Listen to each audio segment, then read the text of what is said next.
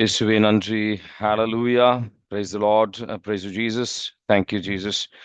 உமது இரத்தத்தால் எங்களை கழுவும் ஆண்டவரே, தூய்மையாக்கும் விடுதலை தாரும், அனைத்து மனக்கட்டு உடைக்கப்படுத்தும் ஆண்டவரே, உமது ஞானத்தை புரிந்துள்ளோம். இயேசுவே நன்றி. ஹalleluya. ஜீவ தண்ணீரை ஊற்றும் ஆண்டவரே, எங்கள் மேலும் எங்கள் உள்ளிலும். You will know the truth and the truth. கண்கள் திறக்கப்படட்டும் ஆண்டவரே, செவிகள் திறக்கப்படட்டும், எங்களோட உறவாடும் ஆண்டவரே, எங்களை வழி நடத்தும். இயேசுவின் நாமத்தில் ஜெபிக்கின்றோம். Mother Mary, intercede for us. Hail Mary, full of grace, the Lord is with thee. Blessed are you amongst women, blessed is the fruit of thy womb, Jesus. Holy Mary, Mother of God, pray for us sinners, now and at the hour of our death. Amen. இயேசுவே நன்றி. ஹalleluya. Praise the Lord. Praise you Jesus. Thank you Jesus.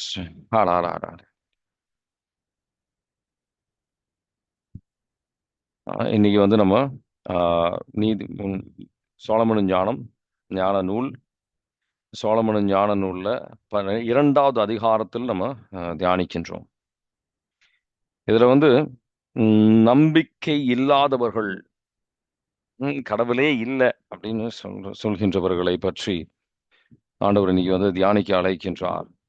அந்த மாதிரி பலவிதமான தவறான எண்ணங்கள் இருக்கின்றவர்கள், என்ன சொன்னா, ஒரு விரக்தியில் இருக்கின்றவங்க, ஒரு வாழ்க்கை வந்து ஒரு குறுகிய வாழ்க்கை, நம்ம அதை வந்து என்ஜாய் பண்ணுவதற்கு தான், அதில் வந்து ஜாலியாக இருக்கிறதுக்கு தான் இந்த வாழ்க்கை அப்படின்னு பல தவறான எண்ணங்கள் இருக்கின்றவர்களை பற்றி இன்னைக்கு ஆண்டவர் வந்து சிந்திக்க அழைக்கின்றார். சோலமன் ஞான நூல் 2வது அதிகாரம் 1 to 5 வாசிக்கிறீங்களா?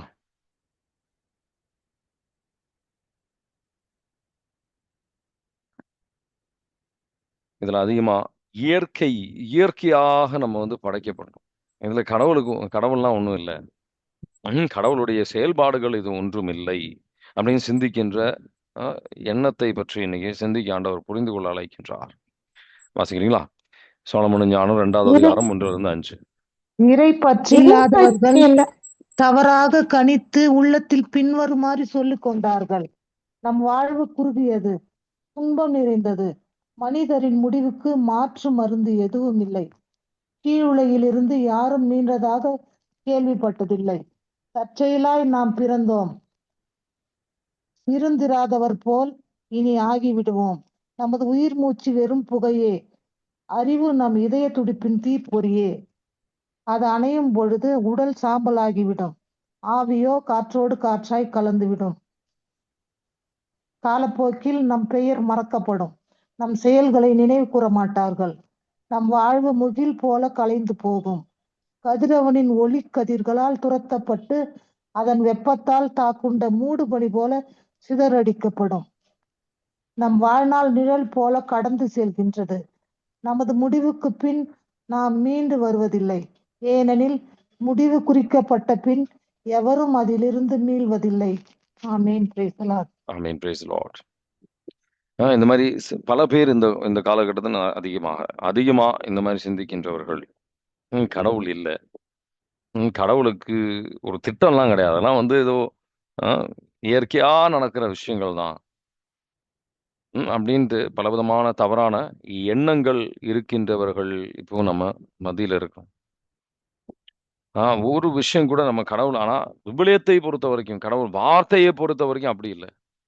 ஏன் கிறிஸ்துவர்களுக்கு நடுவுலயே வந்து முழுமையா இந்த மாதிரி சிந்தனை இல்லைனாலும், எனக்கு வந்து லக் இல்லை, எனக்கு வந்து நடந்த சில விஷயங்கள் வந்து இயற்கையா நடந்தது, எதர்ச்சியா நடந்த விஷயங்கள், அந்த மாதிரி பலவிதமான தவறான எண்ணங்கள், விபிலியத்திற்கு மாறாக எண்ணங்கள் நமக்குள்ள நம்ம மத்தியில நிறைய பேருக்கு இருக்கு. நம்ம வாழ்க்கையில் நடக்கின்ற ஒரு விஷயங்களும் வந்து கடவுளுக்கு தெரியாம நடக்காது. எல்லாம் கடவுளுடைய கண்கள் நம்மளை பார்த்துட்டு இருக்கு. சான்ஸ், அது வந்து என்ன சொல்ற, சூதாட்டம் மாதிரி நம்ம வந்து நம்ம எந்த நேரத்துல பிறந்தோம் அதை பொறுத்து இருக்கு. அந்த மாதிரி தவறான பல எண்ணங்கள், இறப்பு மட்டும்தான் உறுதியாக இருக்கிற ஒரு விஷயம் அப்படின்ற நினைக்கிற பல பேர் இருக்கிறாங்க. சோலமனின் ஞான சபையுரையாடல்ல சோலமன் சிந்திப்பதற்கு பதில் இங்கதான் கிடைக்கும். இங்கதான் வந்து நம்ம பார்க்கணும். இந்த மாதிரி சிந்திக்கின்றவர்கள் அதிகமாக என்ன நடக்கும், என்ன அவங்க வாழ்க்கையில எப்படி செயல்படுவாங்கன்னு பார்த்தீங்கன்னா, 6வது வசனத்திலிருந்து 11வது வசனம் முக்கியமா 6வது வசனத்திலிருந்து இந்த மாதிரி கடவுள் இல்ல, நடக்கிற விஷயங்கள்லாம் வந்து ஒரு எதிர்ச்சியா நடக்குது. அ கடவுள்லாம் கிடையாது. கடவுள் நம்ம வாழ்க்கையில ஆழ்ந்து கொண்டு இருக்கிறது கிடையாது அப்படின்னு சிந்திக்கின்ற நபர்கள் பார்த்தீங்கன்னா, அவங்களுடைய அ சிந்தனை முறை அப்ப எப்படின்னா, நம்ம எப்படி வேணா வாழலாம். 6வது வசனத்திலிருந்து முக்கியமா 6வது வசனத்திலிருந்து 9வது வசனம் வரைக்கும் பார்த்தீங்கன்னா, இதெல்லாம் நம்ம என்ஜாய் பண்றதுக்காக, உலக இன்பத்திற்காக வாழ்கின்ற நபர்களாக, ஆங்கிலத்தில வந்து ஹெடானிஸ்ட்ஸ் அப்படின்னு சொல்லுவாங்க. இன்பத்திற்காக நம்ம உருவாக்கப்பட்டிருக்கோம். நல்லா என்ஜாய் பண்ணணும். என்ஜாய்மென்ட் தான் வாழ்க்கை. இந்த காலகட்டத்தில சோசியல் மீடியால, இந்த Facebookல இதெல்லாம் பார்த்தீங்கன்னா, என்ஜாய் பண்ணணும். நல்லா வந்து ஊர் சுத்தணும். நான் இது பண்ணணும், அது பண்ணணும். அந்த மாரி ஆ என்ஜாய் பண்ணணும் அப்படின்ற வந்து இந்த இன்பமே வந்து ஒரு கடவுளாக வாழுகின்ற நபர்கள் நம்ம மத்தியில அதிகமா இருக்கிறாங்க. சாலமோனின் ஞானம் 2வது அதிகாரம் 6லிருந்து 9 வாசிக்கிறீங்களா? எனவே வாருங்கள், இப்போது உள்ள நல்லவற்றை துய்ப்போம். இளமை உணர்வோடு படைப்புப் பொருள்களை முழுவதும் பயன்படுத்துவோம். விலை உயர்ந்த திராட்சை மதுவிலும் நறுமண வகைகளிலும் திளைத்திருப்போம். இளவேணி மலர்களில் எதையும் விட்டு வைக்க மாட்டோம். ரோஜா மலர்களை அவை வாடும் முன் தமக்கு முடியாக சூடிக்கொள்வோம். நம் களியாட்டங்களில் ஒவ்வொருவரும் பங்கு கொள்ளட்டும். இன்பத்தின் சுவடுகளை எங்கே விட்டு செல்வோம்? இதுவே நம் பங்கு, இதுவே நம் உடைமை. நீதிமான்களாகிய ஏழைகளை ஒடுக்குவோம், கைம்பெண்களையும் ஒடுக்காமல் போதுங்க. விடமாட்டோம். ஆமென். போதும். Price the Lord. Amen. Praise the Lord. இந்த மாரி என்ஜாய்மென்ட் எனக்கு இன்பத்தை மற்றும் சிந்தித்து வாழுகின்றவர்கள் கடவுள் இல்ல அப்படின்னு நினைக்கிறேன். இந்த இன்பத்துக்கு தான் வந்து முக்கியத்துவம் அவங்க வாழ்க்கையில. சுயநலமான வாழ்க்கைய வாழ்ந்து கொண்டிருப்பாங்க. கடவுள் இல்ல, நம்ம செய்ற செயல்களுக்கு ஒரு தீர்ப்பு கிடையாது. நித்திய வாழ்வு அப்படின்றது கிடையாது அப்படின்னு சொன்னா, இந்த சூழ்நிலையில் எப்படி என்ஜாய் பண்ணலாம்? எப்படி ஒரு ஆதிக்கம் செலுத்தலாம்? உண்டு குடித்து மகிழுவோம் அப்படின்றது தான் எண்ணமாக இருக்கும். இதுல வந்து நமக்கு சமாதானம் வராது. சமாதானம் வராது. இன்னும் வந்து நம்ம மோசமான ஒரு சூழ்நிலைகளுக்கு தான் நம்ம செல்வோம். அது மேலோட்டமா பார்க்கும்போது நல்லா இருக்கிற மாரி இருக்கும். நமக்கே சில நேரத்துல இது நல்லா இருக்கே அப்படின்னு தோணும். ஆ இது வந்து உண்டு குடிக்கிறது தவறா? அப்படின்னு நமக்கு சிந்தனை வரலாம். கொஞ்சம் பூக்கள வந்து நம்ம அனுபவிக்கிறது தவறா? சிந்தனை வரலாம். ஆனா என்ஜாய் பண்றது, ம் அனுபவிக்கிறது அப்படின்றது தவறு இல்ல. ஆனா அது என்ன நடக்குதுன்னா, இந்த இன்பமே வந்து வாழ்க்கையில கடவுளாக மாறிக்கொண்டிருக்கின்றது. சரிங்களா? அந்த கடவுள் தந்த ஆசீர்வாதம், அது அவர் தர ஒரு கிஃப்ட். கடவுளுக்கு நன்றி செலுத்துகின்ற ஒரு இது இல்ல. கடவுளுக்காக வாழுகின்றவர்களாக இல்ல. சுயநலமாக இருக்கின்றவர்களாக இருக்கிறாங்க. இந்த இன்பமே அவங்க இந்த உருவாக்கப்பட்ட விஷயங்கள், இந்த பொருட்கள் வந்து அவங்களுக்கு கடவுளாக மாறுகின்ற சூழ்நிலை. ஏன்னா நம்ம பல பேருக்கு ஜெபிக்கும்போது, நம்ம வாழ்க்கையிலயும், கிறிஸ்தவர்கள் வாழ்க்கையிலயும் பேருக்கு தான் கடவுள் அப்படின்னு சொல்லி, கடவுள பயன்படுத்துகின்றோம். இந்த உலக இன்பங்கள் நம்ம வந்து என்ஜாய் பண்ணோம் அப்படின்றதுக்காக. அ 9வது வசனத்துல என்ன போட்டிருக்கு? இதான் இந்த என்ஜாய்மென்ட் தான் வாழ்க்கை அப்படின்ற மாரி தான் போட்டிருக்கு. புனித அகஸ்டினார் அருமையாக சொல்லுவாரு. ஆண்டவரே நீங்க நீங்க எங்கள வந்து உங்களுக்காக உருவாக்கி இருக்கின்றீர்கள். உங்களுக்காக உருவாக்கி இருக்கின்றீர்கள் அப்படின்னு போட்டிருக்கும். அவரு சொல்லுவாரு. நம்ம படைக்கப்பட்டது கடவுளுக்காக படைக்கப்பட்டிருக்கின்றோம். நமக்கு உள்ள இருக்கின்ற ஒரு நம்ம பல பாவங்களுக்கு செல்லும்போது உள்ள இருக்கின்ற தாகம் கடவுளுக்கான தாகம். நமக்குள்ள இருக்கின்ற அது கடவுளை தெரிந்தவர்களாக இருக்கலாம், தெரியாதவர்களாக கூட இருக்கலாம். அவங்க தெரியாதவர்கள் முக்கியமா பார்த்தீங்கன்னா, இந்த இன்பத்திற்காக மட்டும் வாழ்கின்றவர்கள். கடவுளை தெரிஞ்சும் இன்பத்துக்காக வாழ்கின்றவர் நம்ம மத்தியில நெறைய பேர் இருக்கிறோம்.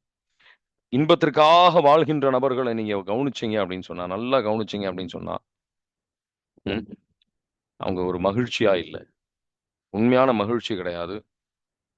அவங்களுக்கு வந்து எப்படின்னா, அந்த உள்ள இருக்கிற அந்த எப்படி ஆண்டவருக்காக ஒரு நம்ம உள்ளத்துல ஒரு நிறைவு இருக்காது. ஒரு ஓய்வு இருக்காது. கடவுளுக்குள் நம்ம அந்த ஓய்வை கண்டு அடையவில்லை என்றால், திருப்பாடல் 42 1 2 ஒரு கலைமான் வந்து கடவுளுக்காக நம்ம ஆன்மா ஒரு தாகம் இருக்கு. அந்த தாகத்த தணிக்க தான் அந்த உலக இன்பத்தினால தணிக்க தான் வந்து அவங்க கடவுள் தர கடவுள் அந்த கடவுளால மட்டும் தான் தணிக்க முடியிற விஷயத்த, இந்த உலக இன்பத்தினால தணிக்க நம்ம முயற்சி பண்றோம்.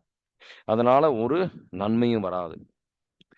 திருப்பாடல் 42ல 1, 2 வாசிக்கிறீங்களா? கலைமான் நீரோடைக்காக ஏங்கி தவிப்பது போல் கடவுளே, என் நெஞ்சம் உமக்காக ஏங்கி தவிக்கின்றது. என் நெஞ்சம் கடவுள் மீது, உயிருள்ள இறைவன் மீது தாகம் கொண்டுள்ளது. எப்பொழுதும் நான் கடவுளின் முன்னிலையில் வந்து நிற்கப் போகின்றேன். ஆமீன். Praise the Lord. Amen. Praise the Lord. அந்த தாகம் நம்ம ஒவ்வொருத்தருக்குள்ள கடவுள தெரியுமோ, கடவுள தெரியலையோ, நம்ம ஆண்டவரின் சாயல்ல படைக்கப்பட்டோமோ, இந்த தாகத்தையும் சேர்த்து தான் வந்து படைக்கப்பட்டிருக்கோம்.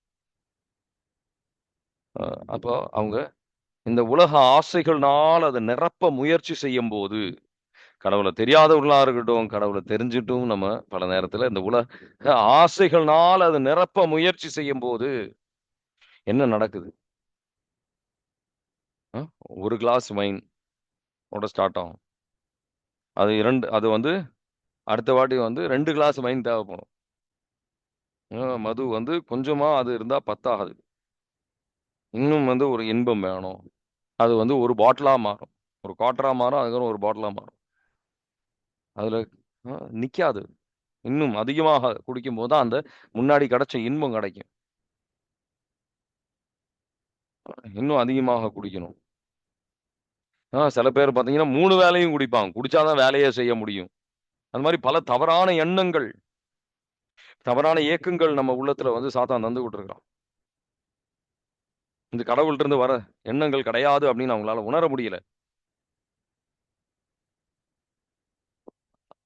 அவங்க வந்து ஆ நம்ம இன்பத்திற்காக வாழ்கின்ற மனிதன் அப்படின்றது, ஒரு பாலைவனத்தில் இருக்கின்ற தாகத்தோட செயல்படுகின்ற ஒரு மனிதனாக இருக்கான். ஆ ஒரு அங்க கொஞ்சம் கொஞ்சம் தண்ணீரை பார்த்த உடனே, பேராசையோட அத குடிக்க முயற்சி செய்றான். இன்னும் இந்த அதிகமான தாகம் தான் வருது அவனுக்கு. அதுல ஒரு நிறைவு கிடைக்கல. நிறைவு கிடைக்கல. அது குடி அப்படின்றது மட்டும் கிடையாது. அது நீங்க சாதாரண விஷயம் ஒரு டிவி பார்க்கிறதா படம் பார்க்கிறதா இருக்கலாம். சில பேர்லாம் 1 படம், 2 படம், 3 படம். டைம் தான் வேஸ்ட் ஆயிரும். அது இன்பத்திற்காக வாழ்கின்றவர்களாக இருப்பாங்க. எவ்வளவுதான் பார்த்தாலும், எவ்வளவுதான் செஞ்சாலும் அவங்களுக்கு வந்து ஒரு ம் அவங்களுக்கு ஒரு நிறைவு இருக்காது. சரிங்களா? எவ்வளவுக்கு நமக்கு இன்பத்திற்காக நம்ம செயல்பட்டுட்டு இருக்கிறோமோ, அது குறைவா தான் இருக்கும். ஒரு நபர் சொல்றாரு. ஒருத்தர் வந்து அவரோட பேட்டியில வந்து அவர் சொல்றாரு. சரிங்களா? அவர் வந்து ஒரு வீட்ல தங்கிட்டு இருந்தாரு. ஒரு டீசென்டான வீடு. பல கோடிகள் செலவு பண்ணி ஒரு பெரிய வீடுக்கு போறாரு. அந்த பெரிய வீடுக்கு போகும்போது, அதுல ஒரு பெரிய மகிழ்ச்சி, பெரிய மகிழ்ச்சி. அவர் நண்பர்களுக்கெல்லாம் அவரு காட்டுறாரு. கொஞ்ச நாளுக்கு அப்புறம் பார்த்தீங்கன்னா, அந்த பெரிய வீடுமே டெய்லி நம்ம போகும்போது, அந்த இன்பம் காணாம போயிடும். நல்ல வீடு தான். எல்லாம் நல்ல விஷயம் தான். அது அந்த கொஞ்ச நேரத்துக்கு அந்த இன்பம் இருக்கும். இன்னும் இன்னும் இன்னும் வேற ஒரு வீட பார்க்கும்போது, அந்த வீடு இன்னும் நல்லா இருக்கே! என்னைக்குமே நம்ம ஏக்கங்கள், நமக்கு வந்து ம் அது ஒரு அது ஒரு நம்ம புரிந்து கொள்ள ஆண்டவர் அழைக்கிறார். அந்த உள்ளத்துல ஆன்மாவுல இருக்கின்ற ஏக்கம், இந்த உலக விஷயங்கள்னால அத நிரப்ப முடியாது. அது ஒரு விரக்திக்கு நம்ம கொண்டு செல்லும். ஏசாயா 22வது அதிகாரத்துல கடவுள் ம் ஏசாயா தீர்க்கதரிசி வழியாக ஜெருசலேம் வாழுகின்ற மக்களை வந்து கடவுளுடைய தீர்ப்புக்கு தீர்ப்புக்குள்ளாக போகின்றார்கள் அப்படின்னு சொல்லி வெளிப்படுத்துகின்றார். அசிரிய ஆர்மி அந்த வாயிலில் அந்த கேட்ல வந்து நிக்குது. ஏசாயா 22வது அதிகாரம் 12-13 அதை எடுத்து வாசிங்கன்னா அற்புதமான வசனங்கள். அதுல முக்கியமான விஷயங்களை வந்து ஆண்டவர் வெளிப்படுத்துகின்றார். வாசிக்கிறீங்களா? ஏசாயா 22:12-13. அந்நாளில் புலம்பமும் ஓலமிட்டு கதறி அழவும் தலையை மொட்டையடித்துக் கொள்ளவும் சாக்கு உடை உடுத்தவும் படைகளின் ஆண்டவரான எம் தலைவர் ஆணையிட்டார். நீங்களோ மகிழ்ந்து களிப்படைகின்றீர்கள். எருதுகளை அடித்து ஆடுகளை வெட்டி இறைச்சியை உண்டு திராட்சை ரசத்தை குடிக்கின்றீர்கள். உண்போம் குடிப்போம் நாளைக்கு சாவோம் என்கின்றீர்கள். Amen. Praise the Lord. Amen. Praise the Lord. 14வது வசனம் தான் அங்க தீர்ப்பு. உங்க பாவம் மன்னிக்கப்படாது அப்படின்னு போட்டு. அவங்க செஞ்ச பாவம் என்ன? உண்பதும் குடிப்பதும் பாவமா? இல்ல. நம்ம யாரு, நம்ம எதற்காக படைத்தார் அப்படின்ற இந்த விஷயத்த நம்ம மறந்து இந்த உலகத்திற்காக வாழ்கின்ற நபர்களாக நம்ம வாழும்போது, இயேசு கிறிஸ்து சொன்ன நம்ம சீடர்களாக இருக்கணும் அப்படின்னு சொன்னா, தன்னலம் நாடாமல் சிலுவையை தூக்கி அவர் பின்னாடி செல்கின்றவர்களாக நம்ம ஒவ்வொருத்தரையும் மாறணும் அப்படின்னு சொல்லி அழைக்கும் போது, இந்த உலகத்திற்காகவே தான் நான் வாழ்வேன், எனக்கு இதுதான் பிடிச்சிருக்கு அப்படின்னு சொல்லி நம்ம செயல்களால், பல நேரத்துல நம்ம வார்த்தையால பிரதர் ஆமா ஆமா ஆமா எது சொன்னாலும் வந்து ஆமா அப்படிதான் இருக்கணும். நம்ம அறிவளவுக்கு நமக்கு தெரியுது. ஆனா வாழ்க்கை முறையை பார்த்தோம்னா சுயநலமா தான் வாழ்ந்துட்டு இருப்போம். உலகத்திற்காக தான் வாழ்க்கையை வாழ்ந்துகிட்டு இருப்போம். உலக ஆசைகளுக்காக தான் கடவுள் முன்னாடி சென்று கொண்டிருப்போம். இது உலக மக்கள் அப்படின்றது மட்டும் கிடையாது. பல கிறிஸ்துவர்கள் நம்ம இப்படிதான் இருக்கோம். நம்ம செயல்கள் வழியாக 14வது வசனம் வாசிச்சு பாருங்க. கடவுளுடைய பதில் இதுதான். வாசிக்கிறீங்களா? 22:14. படைகளின் ஆண்டவர் நான் என் காதால் கேட்குமாறு வெளிப்படுத்தியது.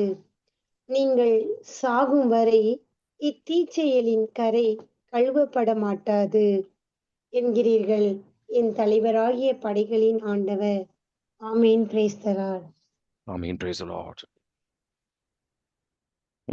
நீங்க இந்த ஆசைகள் வந்து ஆசைகள் தான் முக்கியமா? நான் முக்கியம் இல்லையா?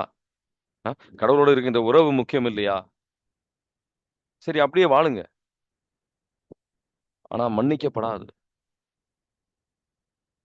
உண்மையான கிறிஸ்துவம்னா இந்த 3 விஷயங்களை கற்றுக்கொண்டு ஆண்டவரின் கிருபையால் அதை வாழ, அவர் சக்தியால அதை வாழ நம்ம ஆசைப்படணும். முதல்ல அதற்காக ஜெபிக்கணும், முட்டி போட்டு ஜெபிக்கணும்.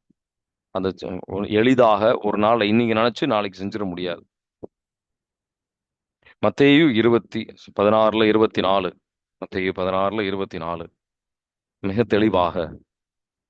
ஏன் நம்ம இந்த மாதிரி சுயநலவாதிகளாக மாறும்போது அதுக்கு இன்னும் அதிகமான கட்டுகள் இருக்கு, அதிகமான பிரச்சனைகள் இருக்கு. வாசிக்கிறீங்களா? மத்தேயு 16:24. பின்பு இயேசு தம் சீடரை பார்த்து, என்னை பின்பற்ற விரும்பும் எவரும் தன்னலம் துறந்து தம் சிலுவையினை தூக்கிக் கொண்டு என்னை பின்பற்றட்டும். Amen. Praise the Lord. Amen. Praise the Lord. 3 விஷயங்கள்.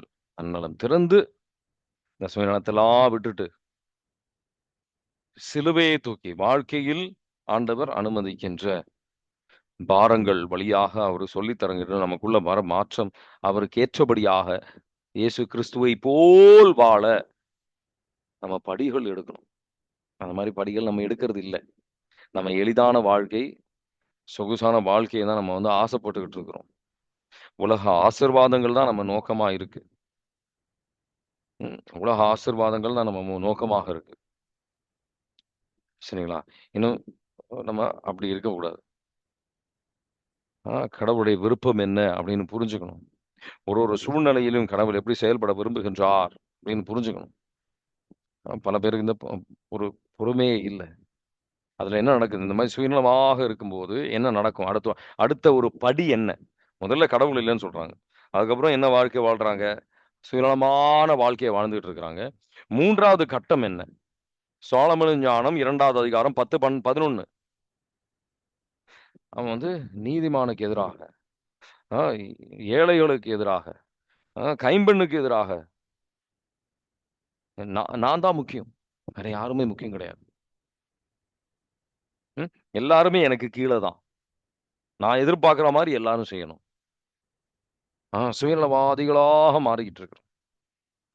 சாலமோனின் ஞானம் 2வது அதிகாரம் 10, 12, 11 வாசிக்கிறீங்களா? நீதிமான்களாகிய ஏழைகளை ஒடுக்குவோம், கைம்பெண்களையும் ஒடுக்காமல் விடமாட்டோம்.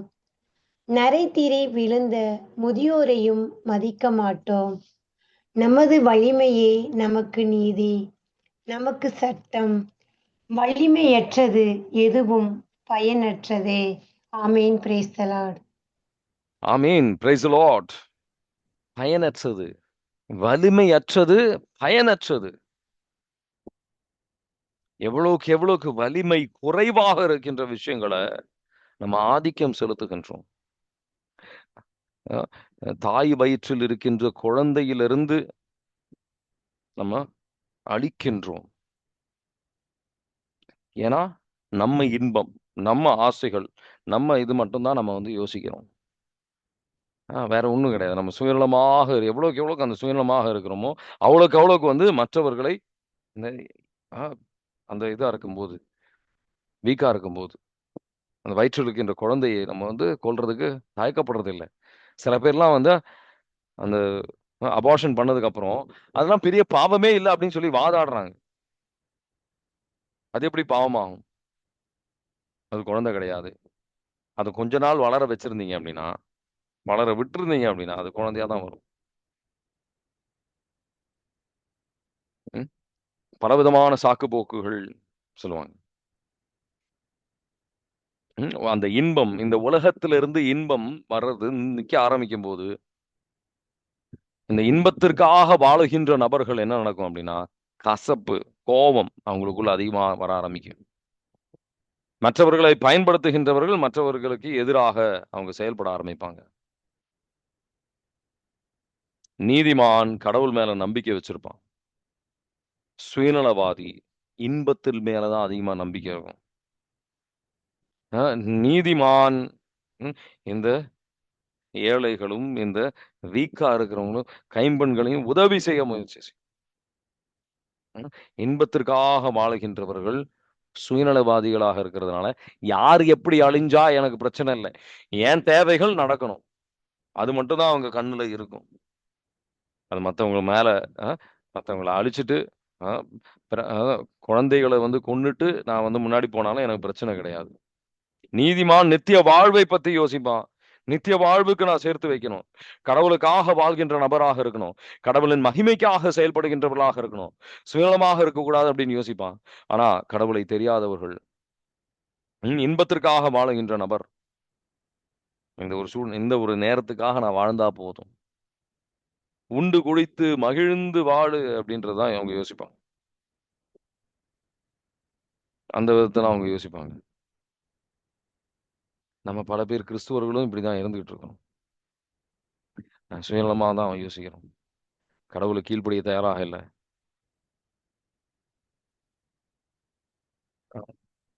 சரிங்களா? அந்த மாதிரி இருக்கக்கூடாது. இன்னும் எப்படி நான் வந்து என்னோட சுயநலத்தை விட்டு விட்டு நான் வரணும் ஆண்டவரே. கேளுங்க, ஆண்டவர் வெளிப்படுத்துவார். ஆண்டவர் வெளிப்படுத்துவார். ஆண்டவருக்காக நம்ம உள்ளம் உருவாக்கப்பட்ட உள்ளம், அது கடவுளுக்காக உருவாக்கப்பட்டது. அவர்கிட்ட கேளுங்க, இன்னும் ஆண்டவரே உங்களுக்கு ஏற்றபடியா நான் எப்படி செயல்படணும் அப்படின்னு கேளுங்க. இன்னும் எப்படி நான் இன்னும் எந்தெந்த விதத்தில் எனக்குள்ள வந்து அந்த சுயநலம் இருக்கு அப்படின்னு சொல்லி வெளிப்படுத்தும் ஆண்டவரே அப்படின்னு ஆண்டவர் வெளிப்படுத்துவார்.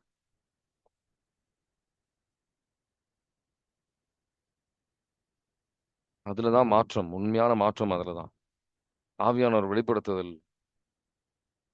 அப்ப உண்மையான இன்பத்தை நம்ம கண்டடைவோம். திருப்பாடல் 16:11. திருப்பாடல் 16:11.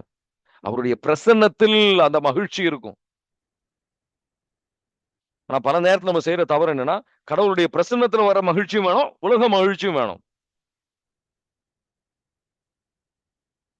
நம்மளே தான் நம்ம ஏமாத்தி கொண்டிருக்கின்றோம்.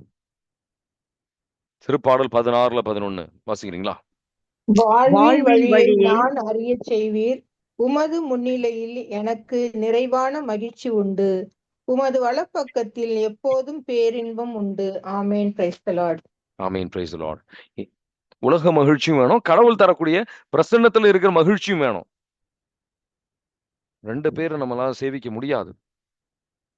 யாருக்கு நீங்க முக்கியத்துவம் கொடுக்க போறீங்க? தாவீது செய்த தவறு இதுதான். அரசர்கள் போருக்கு போறாங்க. 1 அரசர்கள் 11வது அதிகாரத்துல என்ன போட்டு, அரசர்கள் போருக்கு போயிடுறாங்க. சாரி,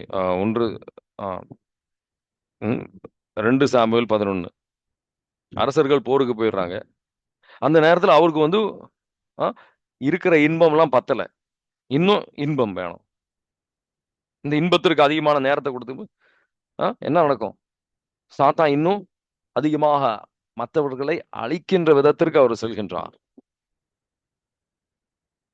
கடவுள் இருக்கிறாங்கன்னு சொல்றதுக்கும் கடவுள் இல்லாதன்னு சொல்றதுக்கும் பெரிய வித்தியாசம் இல்லாத மாதிரி நம்ம வந்து வாழ ஆரம்பிச்சிடணும்.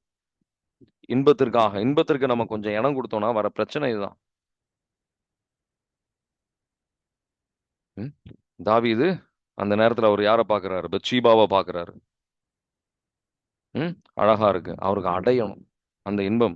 இது வரைக்கும் கடவுள் கொடுத்த இன்பங்கள்லாம் பத்தல, உலக இன்பங்களா இருக்கா பத்தல. என்னைக்குமே நம்ம பத்தாது, இன்பத்திற்காக வாழணும். இன்னும் எனக்கு கிடைச்ச ஓய்வு பத்தல. 8 மணி நேரம் தூங்கியிருப்போம், ஆனாலும் பத்தல, இன்னும் அதிகமா தூங்கணும். ஒரு கட்டுப்பாடு இல்லாமல் நம்ம வாழும்போது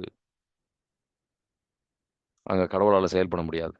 ஆன்மீகம், சுருக்கமா ஆன்மீகம்னா என்ன?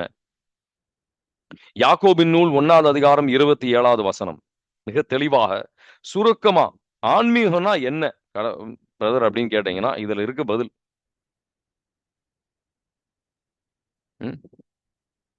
மற்றவர்களை உதவி செய்வது அப்படின்றதுதான். கடவுள் திருவுளத்தை செய்து கடவுளை தந்தையாக அழைத்து மற்றவர்களை உதவி செய்வது. ரொம்ப சுருக்கமா சொல்லணும். யாக்கோபின் நூல் 1வது அதிகாரம் 27 வாசிக்கிறீங்களா?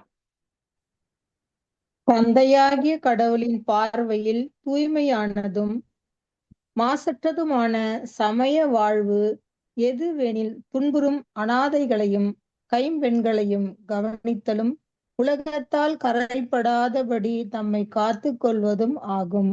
ஆமீன். Praise the Lord. Amen. Praise the Lord. இன்பத்திற்காக வாழுகின்ற மனிதன் இந்த வாழ்க்கையே வந்து இது நம்ம வந்து என்ஜாய் பண்றதுக்கு தான். யாரு நம்ம சுயநலமா இருப்பாங்க, ஏன்னா எது வேணாலும் செய்யலாம், ஏன் என்னுடைய ஆசைகள் தான் முக்கியம். ஆனா கடவுளின் பிள்ளைகளாக இருக்கும்போது கடவுளுக்காக, கடவுள் வார்த்தையின்படி தன்னலம் நாடாமல் சிலுவையை தூக்கி அவருக்காக செயல்படுகின்ற நபர்களாக நம்ம மாறணும்.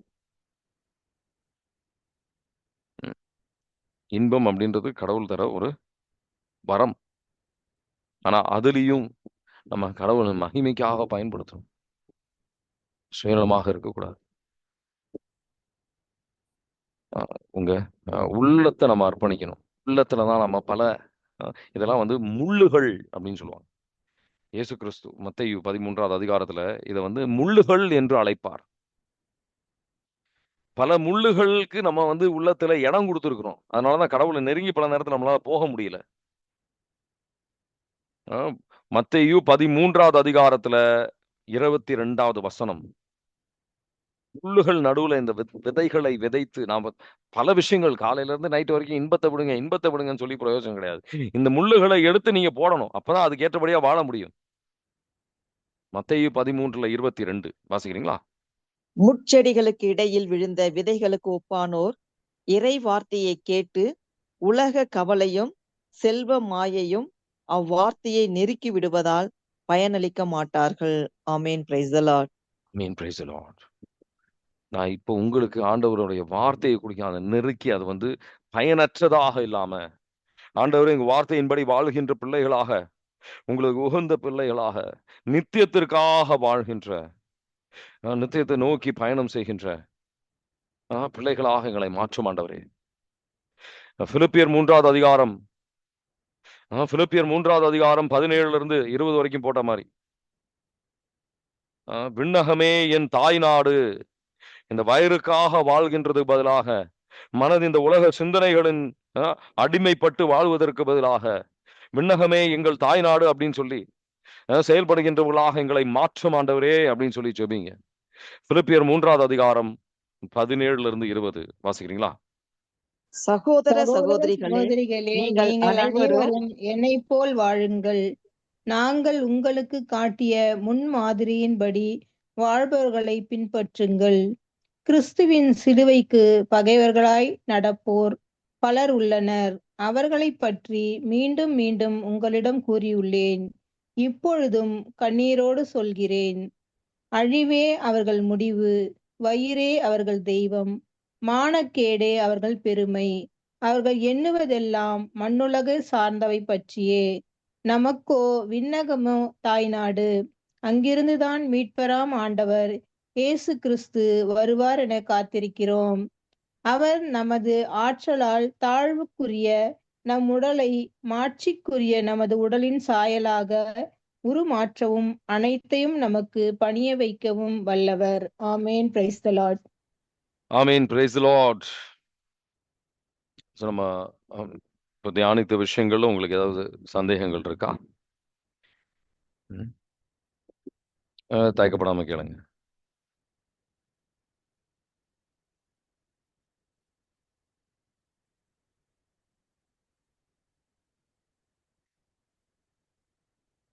கடவுளை தெரியாதவர்கள்ன்றது மட்டும் இல்லை, கடவுளை தெரிஞ்சும் பல நேரத்தில் நம்ம இந்த விதத்தில் தான் வாழ்ந்துகிட்டு இருக்கிறோம்.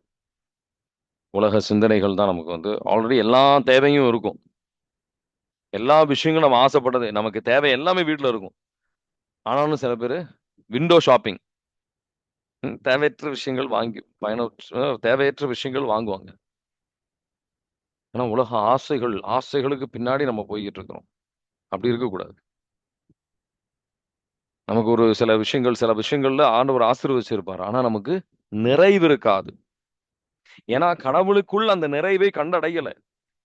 அதனால இன்னும் இன்னும் அதிகமா வேணும், இன்னும் அதிகமா வேணும். நிறைவில்லை. கடவுளுக்குள் அந்த ஆண்டவரே உங்க நிறைவு எனக்கு தேவை அப்படின்ற ஒரு ஆழமான ஒரு உறவுக்கு அவர் வர அழைக்கிறார். சரிங்களா? ஏதாவது சந்தேகங்கள் இருக்கா?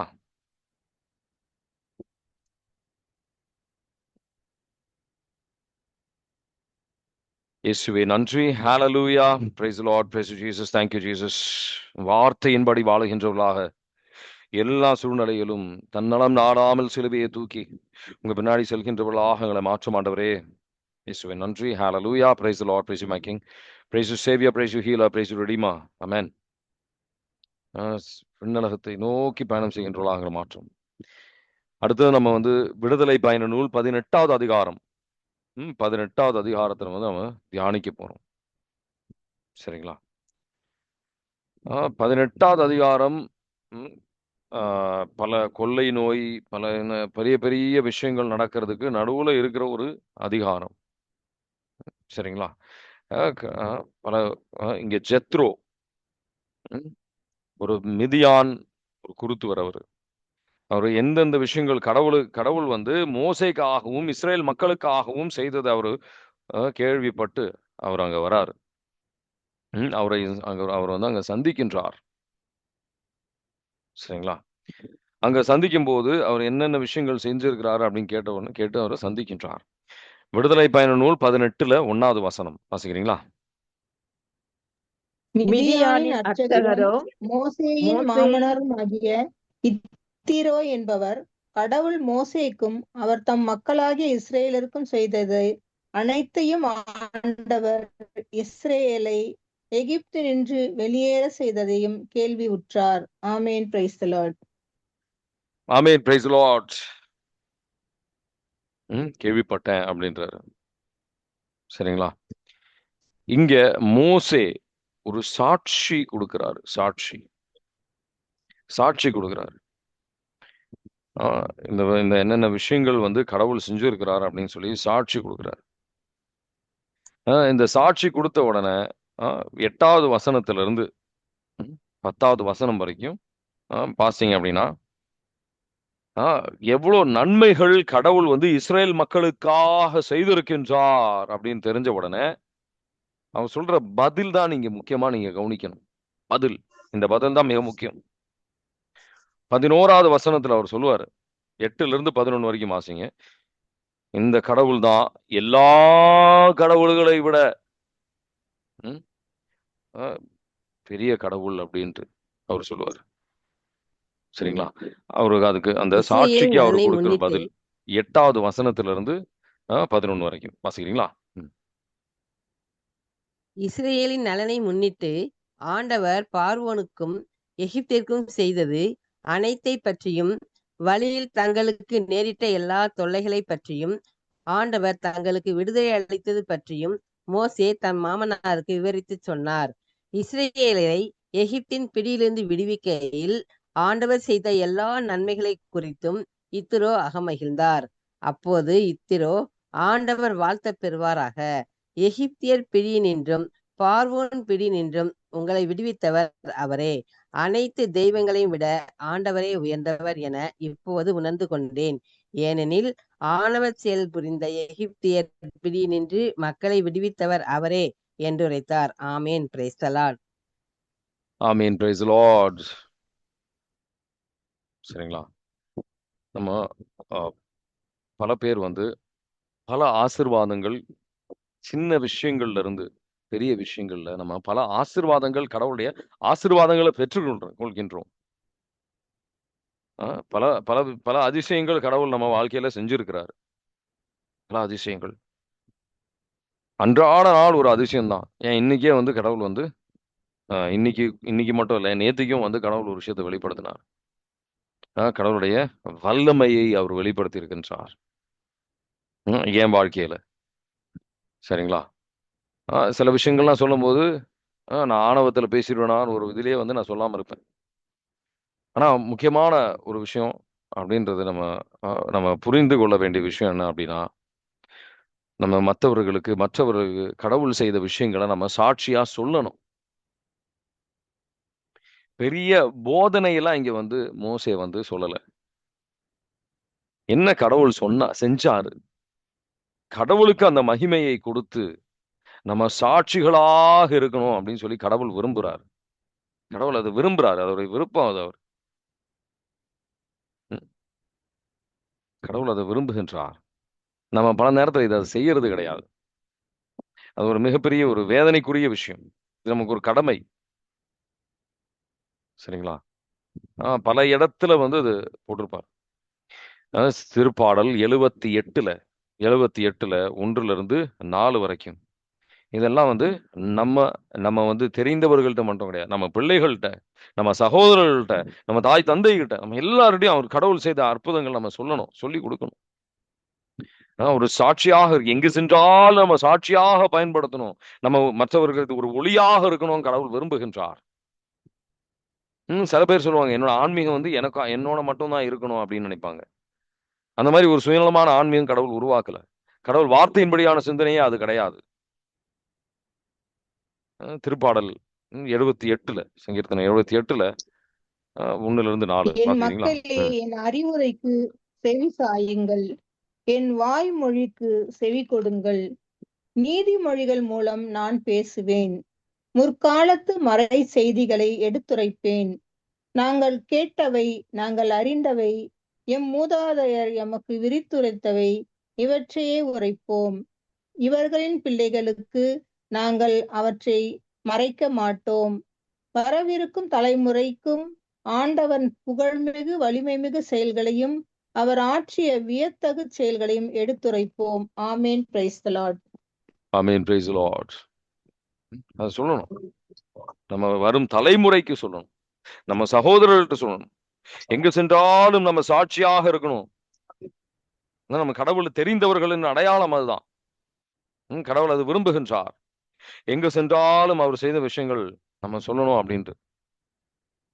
உள்ளத்தில் இருக்கின்ற ஒரு நிறைவிலிருந்து Out of the abundance of the heart the mouth speaks. புரியுதுங்களா? மத்தேயு 12வது அதிகாரம், சரி, லூக்கா நற்செய்தி 6:45. நம்ம உள்ளத்துல நிறைவு, ஒரு நன்றி இருந்தால் நம்ம சாட்சியை சொல்லுவோம். லூக்கா நற்செய்தி 6:45 வாசிக்கிறீங்களா? சாட்சி சொல்லணும், பல இடத்துல சொல்லணும். அப்போ கடவுள் இன்னும் நிறைவான ஆசீர்வாதங்கள் நீங்க பெறுவீங்க. லூக்கா நற்செய்தி 6:45 வாசிக்கிறீங்களா? நல்லவர் நல்லவர் தம் உள்ளமாகிய நல்ல கருவூலத்திலிருந்து நல்லவற்றை எடுத்து கொடுப்பார். தீயவரோ தீயினின்று தீயவற்றை எடுத்து கொடுப்பார். உள்ளத்தின் நிறைவையே அவர் வாய் பேசும். உள்ளத்தின் ஆமென். Praise the நிறைவுல Lord. இருந்து வாய் பேசும். உள்ளத்துல அந்த ஒரு நிறைவு, கடவுள் கிட்ட ஒரு நன்றி இருந்தால், அவர் எவ்வளவு அற்புதமா செஞ்சிருக்கிறாரு அப்படின்ற ஒரு நன்றி இருந்தா நம்ம உறுதியா சொல்லுவோம், உறுதியா சாட்சியாக இருப்போம். சாட்சியாக இருக்கிறது நம்ம தயக்கப்படவே மாட்டோம். பல நேரத்துல நமக்கு இந்த நன்றி கிடையாது. மார்க்கு நற்செய்தி 5வது அதிகாரத்துல 19வது வசனத்தை எடுத்து பாருங்க. இயேசுப்பா வந்து அந்த அவர் சொல்ற, நான் உங்க கூட வரேன் அப்படின்னு, உங்க கூட நான் வந்து இது செய்யறேன் அது செய்யறேன் அப்படின்னு சொல்லுவாரு. அதெல்லாம் வேண்டாம், நீ உங்க கூட இதுல போய் நீ சாட்சியாக இரு அப்படின்னு சொல்லுவாரு. எல்லார்ட்டையும் சொல்லு என்னென்ன கடவுள் செஞ்சிருக்கிறார் அப்படின்ட்டு. சரிங்களா? அவரு கெஞ்சுவாரு, ஆண்டவரே நான் உங்களோட வரேன் அப்படின்னு சொல்லி. 17வது வசனம் 5வது அதிகாரம், மார்க்கு நற்செய்தி 17 5வது அதிகாரம் 17ல இருந்து 19 வாசிக்கிறீங்களா? எவ்வளவு இரக்கம் உங்களுக்கு காட்டி இருக்கிறாரு அப்படின்னு. அப்பொழுது அப்பொழுது அவர்கள் அவர்கள் தங்கள் தங்கள் பகுதியை பகுதியை விட்டு விட்டு போய்விடுமாறு இயேசுவை வேண்டிக் கொண்டார்கள். அவர் படகில் ஏறியதும் பேய் பிடித்திருந்தவர் தாமும் அவரோடு கூட இருக்க வேண்டும் என்று அவரை வேண்டிக் கொண்டார். ஆனால் அவர் அதற்கு இசையாமல் அவரை பார்த்து, உமது வீட்டிற்கு போய் ஆண்டவர் உம்மீது இரக்கம் கொண்டு உமக்கு செய்தவை எல்லாம் உம் உறவினருக்கு அறிவியும் என்றார். Amen. Praise the Lord. Amen. Praise the Lord. உம் உறவினருக்கு இது அறிவியும். பல பேர் வந்து ஏன் கடவுள் மேல நம்பிக்கை வச்சிருக்கீங்க அப்படின்னு சொன்னா, நமக்கு ஒண்ணுமே சொல்றதுக்கு இல்ல. ஏன் இயேசு கிறிஸ்துவ நம்புறீங்க அப்படின்னு சொன்னா, நமக்கு ஒண்ணுமே சொல்றதுக்கு இல்ல. ஏன்னா சாட்சி சொல்லி நமக்கு பழக்கம் இல்ல. ஆண்டவர்கிட்ட இருந்து பெற்றுக்கொள்றோம், ஆனா சாட்சி சொல்லி பழக்கம் இல்லை நமக்கு. 1 பேதுரு 3:15 அதுல போட்டிருக்கும். யாரு உங்ககிட்ட வந்து இயேசு கிறிஸ்து மேல உங்களுக்கு ஏன் இந்த நம்பிக்கை இருக்கு, ஏன் கிறிஸ்துவர்களா இருக்கிறீங்க, ஏன் மாதாமா மேல நம்பிக்கை வச்சிருக்கிறீங்க அப்படின்னு சொன்னா, நமக்கு ஒரு சாட்சி இருக்கணும் சொல்றதுக்கு. ஒரு சாட்சி இல்ல, பல சாட்சிகள் இருக்கணும். பல விதத்துல கடவுள் நம்மளை ஆசீர்வதிச்சிருக்கிறார். ஆனா ஒரு சாட்சி சொல்றதை நம்ம யோசிக்கிறோம், பல விஷயங்கள் யோசிக்கிறோம். 1 பேதுரு 3:15 வாசிக்கிறீங்களா? உங்கள் உள்ளத்தில் கிறிஸ்துவை ஆண்டவராக கொண்டு அவரை தூயவர் என போற்றுங்கள். நீங்கள் எதிர்நோக்கி இருப்பதை குறித்து யாராவது விளக்கம் கேட்டால் விடையளிக்க நீங்கள் எப்பொழுதும் ஆயத்தமாய் இருங்கள். Amen. Praise the Lord. Amen. Praise the Lord. ஆயத்தமாக இருங்க. அந்த இது சொல்றதுக்கு நம்ம வந்து ஆயத்தமா இருக்கணும். ஆயத்தம் இல்ல, ஏன்னா நம்ம வந்து சாட்சியை பத்தி நம்ம சிந்திச்சது கிடையாது. இதெல்லாம் எழுதி வைக்கணும். ஆனா மற்றவர்களுக்கு சாட்சி சொல்றது நம்ம கற்றுக்கொள்ளணும். ஸ்டேஜ் வந்து சொல்ல கத்துக்கணும், நம்ம சாட்சி சொல்லணும்.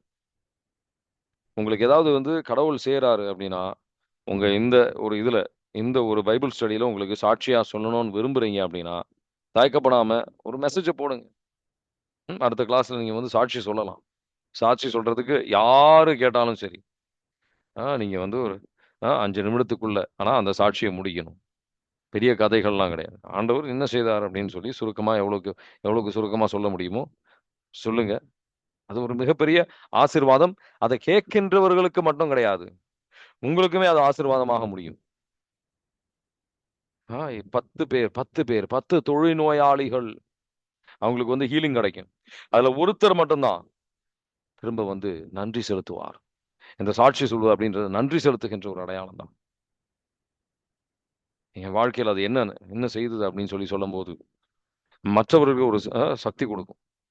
அது உங்களுக்கு ஒரு ஆசீர்வாதமாக முடியும். உங்களுக்கு ஒரு ஆசீர்வாதமாக முடியும்.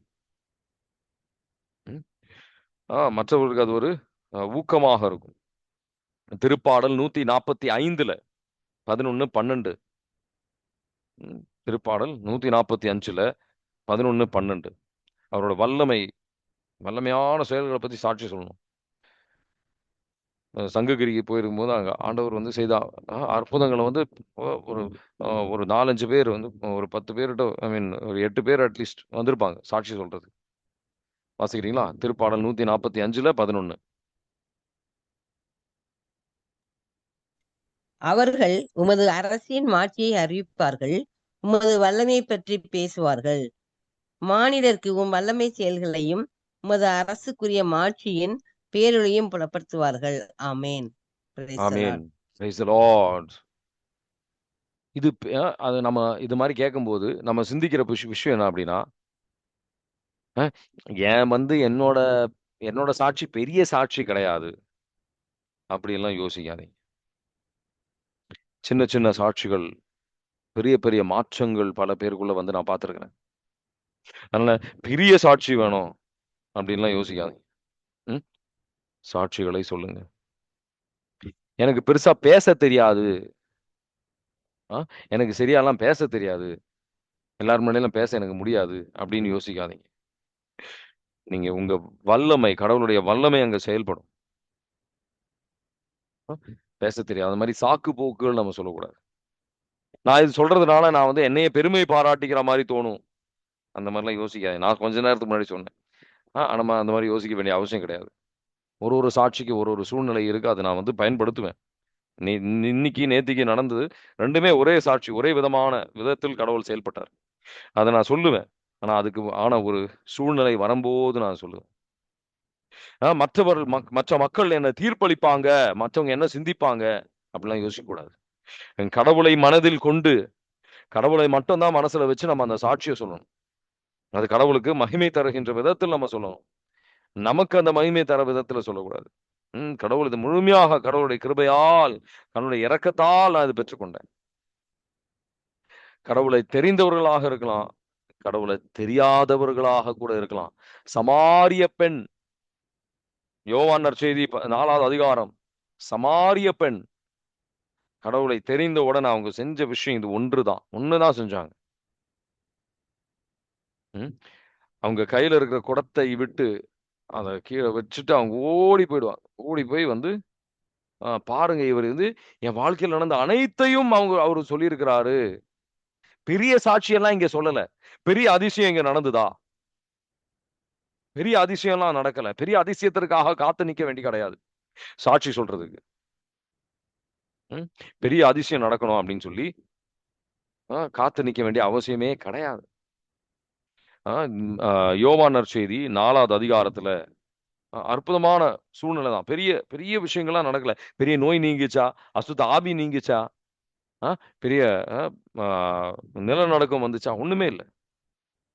கடவுள் என் வாழ்க்கையில் என்ன நடந்துச்சு அப்படின்னு சொல்லி இவர் வெளிப்படுத்தினார் அப்படி, அவ்வளவுதான் சொல்லுவாங்க. வேற ஒண்ணுமே கிடையாது. ஆனா அதுவுமே ஒரு நல்ல சாட்சி. அது என் உள்ளத்தை தொட்டுதா, அதுவுமே ஒரு அற்புதமான ஒரு சாட்சி தான்.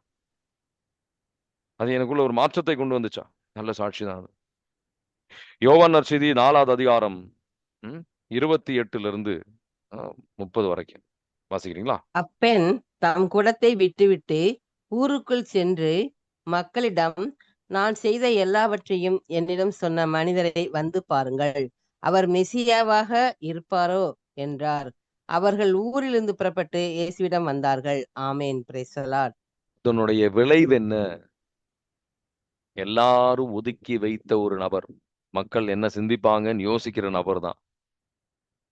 யோசிக்கக்கூடிய, நம்மளை எல்லாரும் விட அதிகமாக யோசிக்கக்கூடிய இந்த சமாரிய பெண் தான். ஆனாலும் அவங்க சாட்சியாக இருந்தாங்க. உண்மையா கடவுள் நம்மளை தொட்டிருக்கிறாருன்னா நம்ம சாட்சியா இருக்கு, நம்ம தயக்கப்படவே மாட்டோம். அந்த மாதிரி ஒரு தயக்கத்துக்கு நம்ம இடமே கொடுக்க கூடாது. 42வது வசனம் வாசிக்கிறீங்களா? அதனுடைய விளைவு என்ன அதான் பாருங்க. 40லிருந்து 42 வாசிக்கிறீங்களா? சமாரியர் அவரிடம் வந்தபோது அவரை தங்களோடு தங்குமாறு கேட்டுக்கொண்டனர். அவரும் அங்கு 2 நாள் தங்கினார். அவரது வார்த்தையை முன்னிட்டு இன்னும் பலர் அவரை நம்பினர்.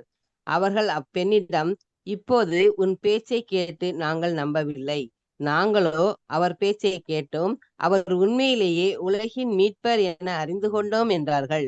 Price the Lord. Amen. Praise the Lord. Price the Lord. Amen. Praise the Lord.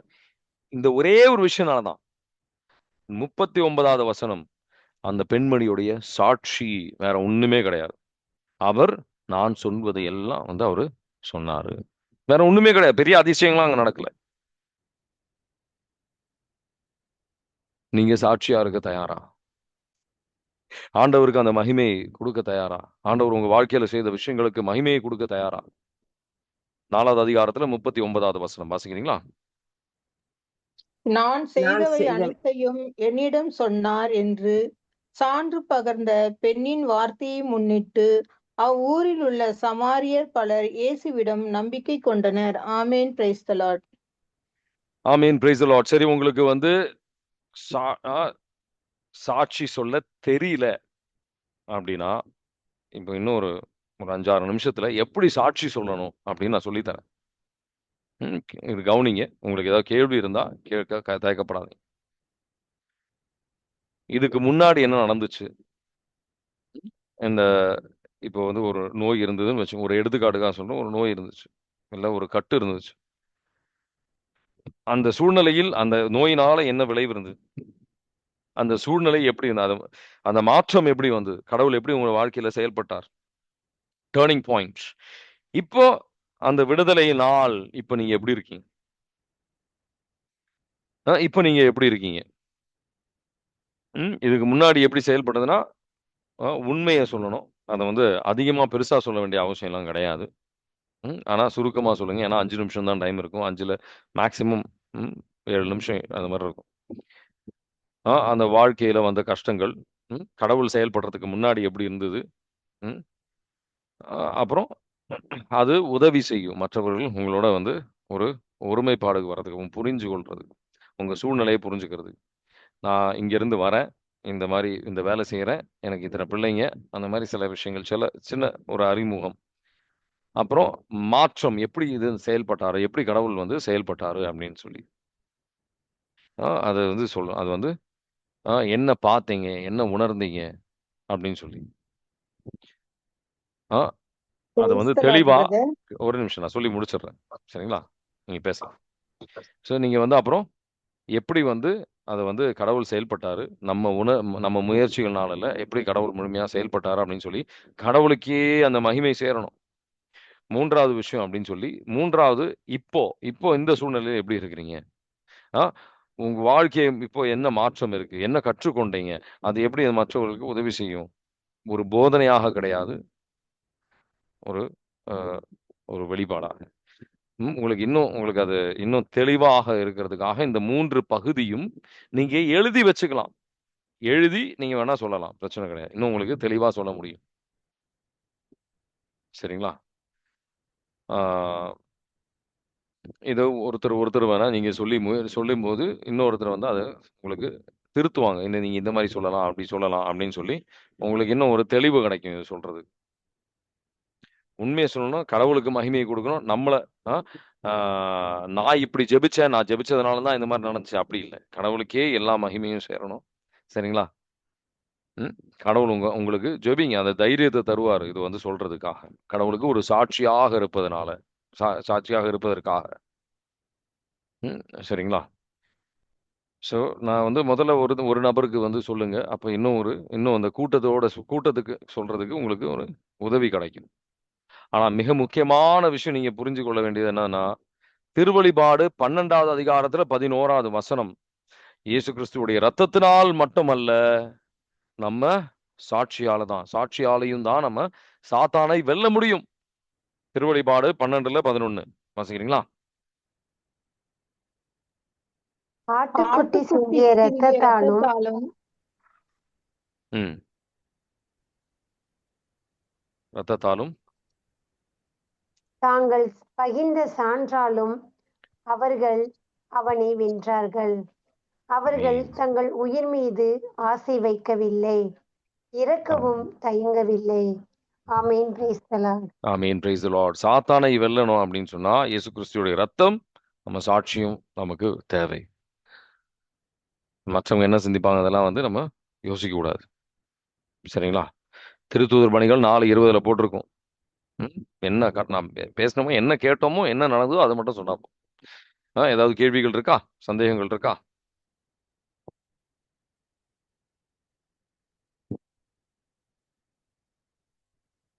சொல்லுங்க சிஸ்டர், ஏதோ கேட்டுட்டு இருந்தீங்க. இல்லைங்க இது நான் வந்து அதான் சாட்சி ஒன்று சொல்றேன். எனக்கு வந்து இந்த ரைட் ஹேண்ட் தான் நம்மளுக்கு வந்து வேலை செய்யறதுக்கு அது மெயினானது.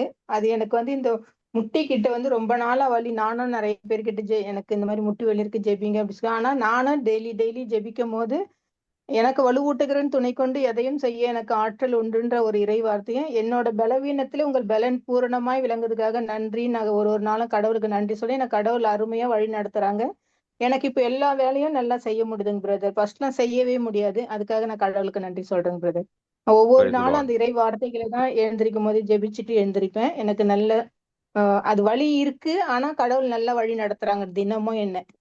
Praise நான் the Lord. சோர்ந்து போகாத அளவுக்கு எனக்கு பலனை கொடுத்துட்டு இருக்காங்க பிரதர். கடவுளுக்கு அதுக்கு கோடி நன்றி சொல்றேங்க brother. Price the Lord. Praise the Lord. இந்த மாதிரி நம்ம வந்து சாட்சிகள் சொல்லணும். அது நமக்கு ஆசீர்வாதமாக முடியும். சரிங்களா? வேற ஏதாவது கேள்விகள் இருக்கா? அந்த சாட்சியை சொல்றதை பற்றி ஏதாவது கேள்விகள் இருக்கா?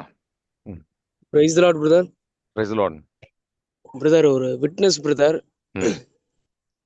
பிரதர் ஒரு 2-3 நாளைக்கு முன்னால வந்து ஒரு ப்ரேயருக்காக போயிருந்தோம். அப்போ வந்து சனி ஞாயிறு போயிருந்தப்ப அங்க ஜெபிச்சுட்டு எல்லாம் முடிஞ்சதுக்கு அப்புறம் என்னாச்சுன்னா, ஒரு இடத்துல போயிருந்தப்ப என்னோட மொபைல் வந்து பாத்தீங்கன்னா போன்ல வந்து பாக்கெட்ல வச்சிருந்தேன். அப்படியே தண்ணியில நல்லா நனைஞ்சிருச்சு. அப்ப நனைஞ்சப்ப பாத்தீங்கன்னா, பட் அதுக்கு முன்னால வந்து கடல் தண்ணியெல்லாம் பட்டு ஒன்றாகாத ஃபோனு. பட் அப்போ ஒரு செகண்ட்ல எடுத்துட்டேன். பட் ஏன்னா கொஞ்ச நாள் அப்புறம் அடுத்த நாள் பார்க்கும்போது பார்த்தீங்கன்னா, ஃபுல்லாக அந்த கோடு கூட வந்து ஃபோன் இதாகிடுச்சு.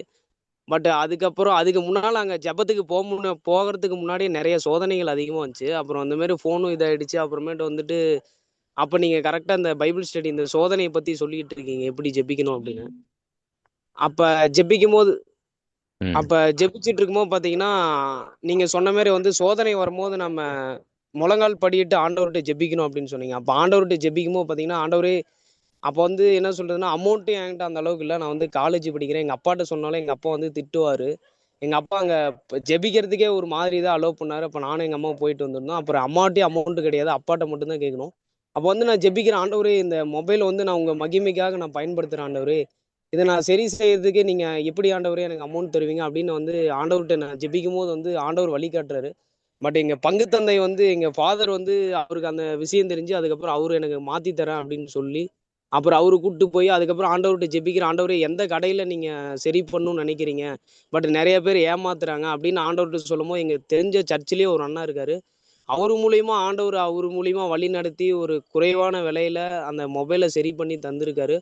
பட் அதுக்கப்புறம் அந்த மொபைல் இதாச்சு. அதுக்கு முன்னால் ஜெபிக்கும்போது பார்த்தீங்கன்னா, நான் கோழி வளர்த்துறேன். அதில் ஒரு நிறையா லாஸ் ஆச்சு. கோழி இறந்துச்சு. நிறைய பிரச்சனைகள் வந்துச்சு. அப்போ வந்து என்னன்னா மனம் தளர சூழ்நிலைகள்லாம் வந்துச்சு. அப்போ நீங்கள் சொன்னீங்க, விடாமுயற்சியோட ஆண்டவர் எனக்கு நிச்சயமா செய்வார் அப்படின்னு ஒரு நம்பிக்கையில ஜெபிக்க சொல்லும்போது, அந்த கடவுள் பார்த்துப்பாரு அப்படின்னு சொல்லி நம்பிக்கையில ஜெபிக்கும் போது அந்த அற்புதமா அந்த ஃபோனையும் அவரே ரெடி பண்ணி தந்து எனக்கு எல்லா பிரச்சனையும் அவரே சரி பண்ணி தந்திருக்காரு. என்னோட கூட நின்று என் கூட வழி நடத்திருக்காரு. அதுக்காக கடவுளுக்கு நன்றி சொல்றேன். Glory to God. Thank you Jesus. Praise the Lord. இந்த மாதிரி நம்ம எல்லாரும் நிறைய சாட்சிகள் இருக்கும். சாட்சி சொல்றத பத்தி, சாட்சி சொல்றத படி ஒரு முக்கியத்துவத்தை பத்தி ஏதாவது கேள்வி இருக்குன்னா கேளுங்க. இதோட க்ளோஸ் பண்ணிக்கலாம். வேற ஏதாவது கேள்விகள் இருக்கா?